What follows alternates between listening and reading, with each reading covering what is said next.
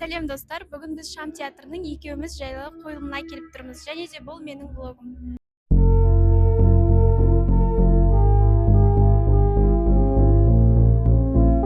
Қойылым кешкі сағат 8:00-де басталады. Бірақ көрермендер 7:00-ден бастап жинала бастады. Театрға кірген сәттен-ақ ерекше атмосфераны сезіндік. Іште сыбызғының сүйемелдеуімен Иран әуені ойнап тұрды.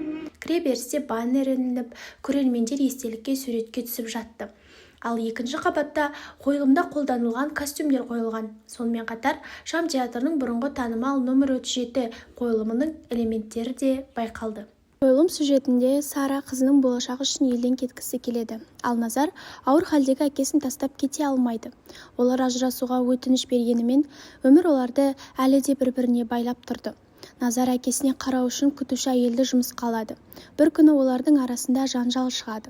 Әйел Назардың кесірінен құрсағындағы баласынан айырылғанын айтады. Іс сотқа жетеді. Куәгерлердің сөздері бір-біріне қайшы келеді. Әркім өз шындығын қорғауға тырысады. Ал шын мәнінде не болғанын анықтау барған сайын қиындай түскен. Екеуміз жайлы қойылымында мені сындырған бір диалог болды. Әйелі күйеуіне "Ол сенің әкең екенін білмейді де ғой" десе, есесіне "Мен білем, мен ұмытпадым" деп жауап қайтарады.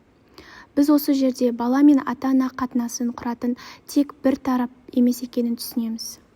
Қойылымда қоғамдағы отбасы мәселесі өте шынайы әрі әсерлі бейнеленген. Көрермен оқиға желісі арқылы ата-ана мен бала арасындағы қарым-қатынас, түсініспеушілік, сенім мен махаббаттың маңызын терең сезіне алады.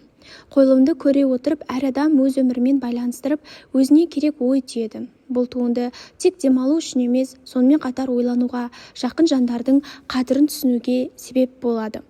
Актерлердің шынайы ойыны мен сахналық атмосфера көрерменді бірден өзіне тартады. Әсіресе кейіпкерлердің ішкі жан дүниесі мен сезімдері өте нанымды жеткізілген. Осындай қойылымдар қоғамдағы маңызды мәселелерді түсінуге және адамдарды бір-біріне жақындата түсуге үлкен әсер етеді.